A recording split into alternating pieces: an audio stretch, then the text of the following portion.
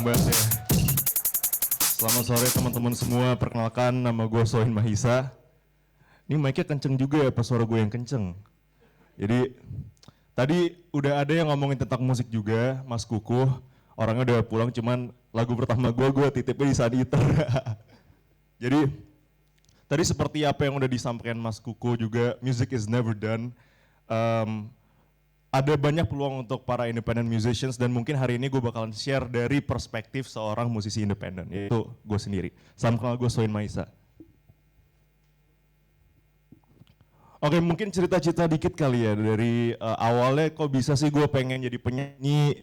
Terus awalnya tuh ceritanya gimana sih? Oke, jadi awalnya tuh tahun 2019 itu gue masih kuliah di Melbourne, jadi gue menetap di Melbourne, Australia. Gue ambil kuliah marketing waktu itu, majornya marketing, minornya management and economics.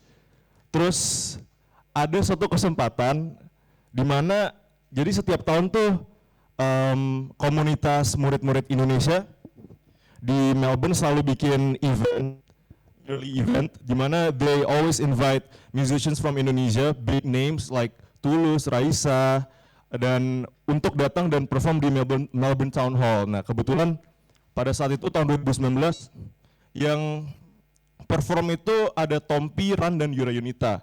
Nah terus ada audisi di mana kalau misalnya lo menang lo bisa jadi opening performance-nya buat mereka, dan singkat cerita gue menang gitu. Dari situ it's the first door that opened for me because I knocked it. I believe that opportunities itu akan datang kalau if you knock the doors.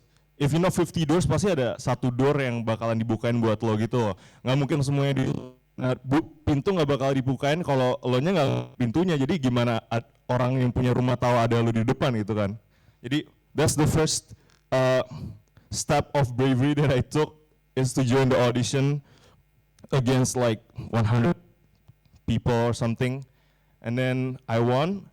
And while I was on stage, I was like, okay, I think this is I think this is where I want to be for the rest of my life. So that's the moment where I decided to become a musician.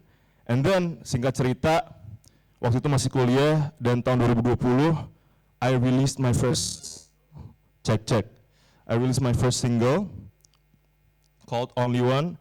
And today, so in my set today, blessed to be able to perform for one of the biggest pagelaran seni juga, and do frequent gigs buat pensi-pensi. Jadi biasanya gue ke kampus itu perform, jadi pertama kali gue ngisi di narasumber. Jadi terima kasih banget undangannya TEDx Sampurna University. Dan ya festival pertama gue waktu itu tahun lalu, dan recently I've done a lot of gigs di sekitaran Jakarta dan luar Jakarta juga. Okay, so who do I represent? See, actually, as an independent musicians, I represent independent musicians, everybody that's passionate with their stuff, young creative people, dreamers, and if anybody here yang brave enough to chase their dreams, maybe I will represent you guys because that's what I've been doing. And I also represent seniman-seniman lain yang di luar musik juga. Okay, so these are the things that I'm gonna talk about. Sebelum kita lanjut, maybe gue bakal jelasin hari ini, gue bakalan share apa aja sih mindset yang menjadi survival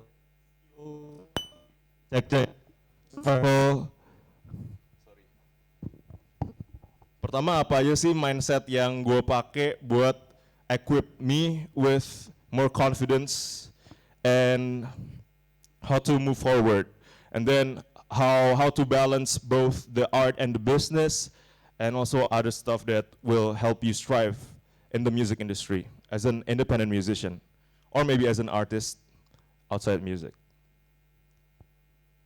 Alright, so mindset pertama adalah, jadi sebenarnya one thing yang most musicians and artists fail to realize is that we can make art in business. Jadi musisi dan seniman-seniman itu suka gagal paham bahwa sebenarnya kita bisa berkarya dalam bisnis. Dan kita it's not about idealisme versus marketability, it's not about art versus business, tapi it's about art and business together. Jadi filosofinya adalah sebagai seorang seniman, kita harus bisa berdiri di atas dua kaki. Kaki pertama itu art, kaki kedua itu bisnis. Art itu di mana kita menjadi diri sendiri, kita punya karya-karya kita menulis lagu, kita punya originalitas, gaya melukis kita, dan bisnis itu top yang lain. Kita harus bisa membedakan karena setiap waktu itu there's time and place for everything. Kalau lo mau jadi seniman, lo pakai topi seniman, jadi lo go full on creative. Abis itu nanti doesn't have to be you, maybe get a team to do the business side. Or maybe if you want to understand juga bagus juga, tapi kalian harus gonta-ganti topi jadi orang yang banyak lah gitu. Right, so on the first kaki pertama adalah kaki kesenian. Ini dimana kita menjadi diri sendiri, kita menjadi original, dan kita ini full idealis gitu. Nah, mungkin gue sharing-sharing dikit kali ya, gimana sih gue bisa nulis lagu tuh sebenarnya gampang guys. Well, gue gak bakal nulis lagu sekarang, cuman gak sesulit yang kalian pikir. Coba pikirin kayak lo lagi punya perasaan yang lo kenali banget perasaannya. Mungkin itu perasaan kecewa kek, lagi seneng, lagi jatuh cinta, lagi diselingkuhin, atau misalnya kalian pacaran beda agama gitu. Nah itu kan perasaan itu kalian kenalin dulu tuh pertama-tama. Habis itu bayangin kalian lagi mau curhat ke teman baik kalian di WhatsApp gitu, yang panjang lebar, yang nonstop, yang encer banget. Aduh gue gak ngerasain dia bisa ini nih, gue gak kayak ini. Nah pokoknya dari situ panjang itu jadi verse yang menurut kalian paling kena, itu jadi refnya gitu.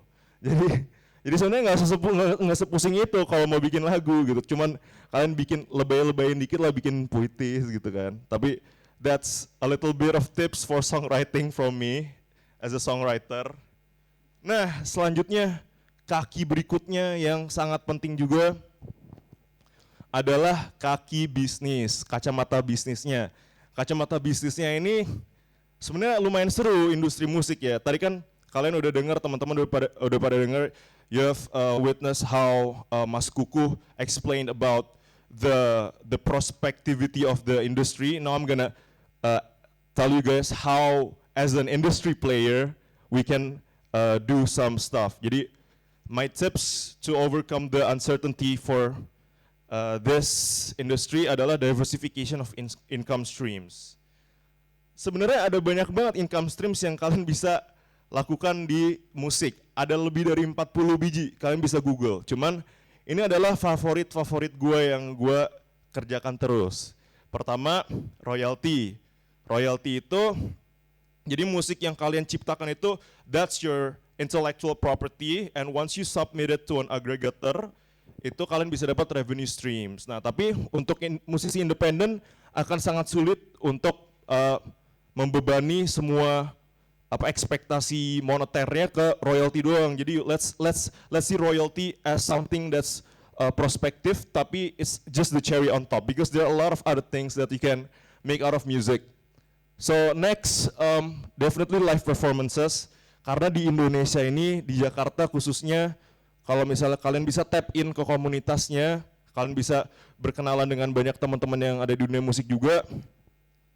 And if you guys have a team that can network ke para event organizer dan lain-lain, kalian bisa dapat live performances. Jadi live performances itu bagaimana bisa dapat offline royalty sebenarnya. Jadi kan royalty kan online streaming, tapi kalau live performance ya kalian membawakan lagu-lagu kalian dan mendapatkan fee yang kalian set gitu. Terus ada juga licensing, nulis lagu buat ditaruh di film, buat soundtrack, itu juga duit itu guys, itu lumayan. Nah terus kalau misalnya kalian lebih pintar untuk music production, kalian handle dengan digital audio workstation, DAW, kalian jago main GarageBand atau FL Studio, kalian bisa menjual komposisi, aransemen kalian, instrumental kalian, bisa ke musisi independen lainnya atau bisa kerjasama dengan label-label juga. Terus yang lumayan bisa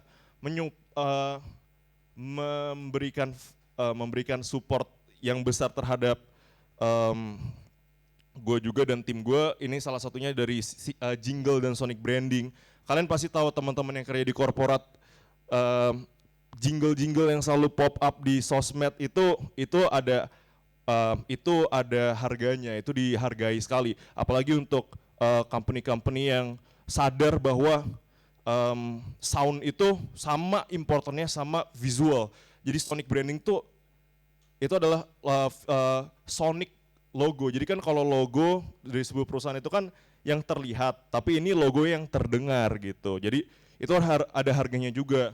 Dan karena sebagai musisi independen kita juga harus promote our own songs, kita bisa monetize with brand deals. Kita bisa bikin pitch deck dan kita kalau misalnya endorsement gak ada yang masuk, kita bisa ketok pintunya like I said tadi earlier. Kita bisa ketuk pintu brand-brand lewat marketing communication ya, lewat networking juga, dan bisa close deal for brand deals gitu. Nah, jadi I'm really happy that I'm surrounded by all these beautiful friends of mine in the music industry, and it's one of the ways that helped me grow as a person, as a musician juga, to be surrounded by these people. You know why? Because according to this management theory that I learned and I used in my thesis, there's this theory called community of practice. Jadi basically kalau kalian, by the way sorry gue ngomongnya setengah Inggris, setengah bahasa Indonesia dari Jakarta Selatan ini gimana ya? Jadi back again.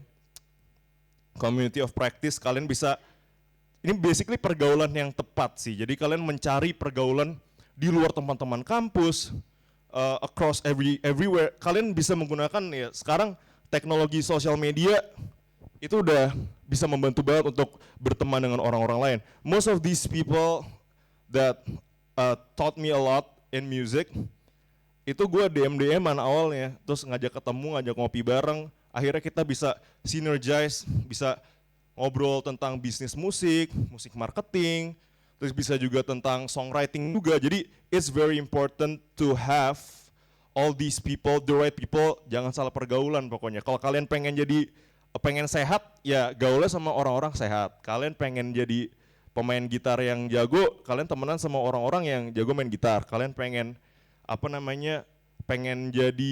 pengen pinter di IT, hang out with people who are very smart in IT. You can learn a lot from them, and you also have to bring something to the table. So they will also respect you. Kan they're giving their time for you, so what are you gonna give back to them, right?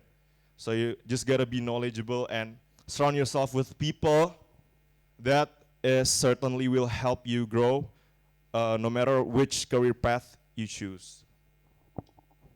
Finally, teamwork. Teamwork tuh penting banget, and it's very important to have a strong team, strong network and strong team. So why have a team, right? Kan independen harusnya lone wolf. Well, I was a lone wolf for my first few years, and then luckily my manager ini Hilfrom namanya, jadi contact person di bio gue tuh ini nih, this guy right here. Jadi dia adalah jurnalis musik dulu. Dia terus approach me through DM through DM. He wanted to write an article about me. Turns out dia jadi tertarik sama me as an individual and as a musician, and he was the first person to propose to be my manager. So shout out to Hilfrom. Tepuk tangan buat Hilfrom dulu. Orangnya nggak ada di sini sih tapi. Yeah, so that's my band. We look very happy. This is our first festival last year. And that's my drummer, that's my bassist, my pianist, my guitarist, and me. So having a great team, great band, great people around you, I think with all the things I have shared, it should be great. It should be good to go. And banyak juga yang nanya-nanya kayak mendingan masuk label atau enggak. Like as Mr. Kuku tadi explain, market share, royalty, streams, revenue dari independent artists it's the future. So I think it explains well enough that it's possible for you to become an independent musician, but you gotta be smart. You gotta be smart. Jadi it doesn't end there being a very dope musician. It doesn't end there being a very talented singer or pianist. You gotta have the same capability. You gotta apply the same capability of that brain power to be able to sustain your artistry through business. Jadi, bagian to my main topic is harus ada dua kaki, satu kaki seni, satu kaki bisnis. I think, and to close this, I think I would like to quote a quote from Elon Musk, because I don't really have an idol in music, even though I'm a musician, but I take inspiration from everywhere. The quote is, if something is important enough for you, to you, if something is important enough to you, you would try even if the probable outcome is failure. So I think that's what pushed me into realization dan mendewasakan gue untuk mengambil jalan terbang ke Indonesia, meninggalkan banyak bisnis-bisnis lama dan tawaran pekerjaan di Melbourne untuk pursue music di Indonesia. Terima kasih guys untuk hari ini. I'm Swain Maisa, see you on the next one.